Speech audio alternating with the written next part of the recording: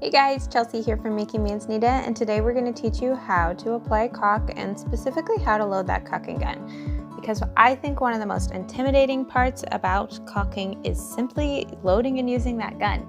So here's a quick summary. You simply put the caulk tube in as shown and then use a razor blade or utility knife to cut the end of the tube at a 45-degree angle. Try not to cut it at the very tip. The further you work down to make the cut, the more caulk will come out. Most caulking guns also have a tube cutter on the side of the gun. You can use that. You just look for the little hole, put the tip in the hole, and then squeeze the trigger to cut it. However, we usually prefer using the utility knife or a razor simply because it's a cleaner cut and we have more control. But again, it's totally a personal preference. Now, some tubes of caulk have an inner seal that also need to be punctured before starting. This one doesn't, but there is a handy little stick on the side of the caulking gun that you'll see that you can use for this. Now, once you cut the tip, you would just take that stick and put it inside the caulking tube to break that seal. So next, to start caulking, you just use the trigger of the caulking gun to push a little caulk out.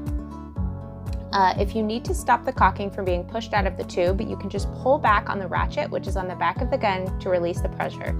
You could also just use your finger of your spare hand to place the finger firmly on the hole at the end of the tube, which is what Logan does. You can see there in the video. That's what he's doing as he smooths out the caulk with his other hand.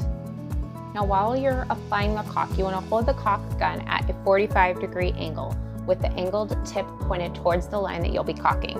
You can pull the lever slowly and move along the line as you add a bead of caulk. You want to try to move it at an even and steady pressure on the lever with a consistent pace along that line. If you find your caulk is skipping, you're going too fast, and if you find your caulk is bubbling up and you have too much, you're going too slow. Now, you want to try to keep your finger wet while you're smoothing out the caulk.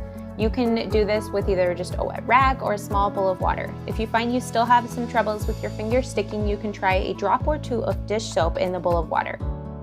If you're concerned about getting nice clean lines around the caulk, you can also add painter's tape to both sides of the caulk line.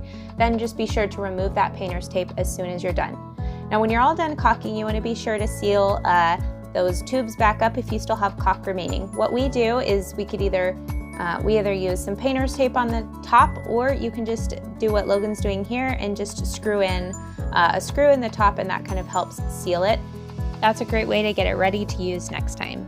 Now, one important thing to look for on your tube of caulking is when it's ready to paint. This one is ready in just 30 minutes. If you want to learn more about caulking, that's great. We have a huge blog post with so many more details. Hop on over, it's linked below.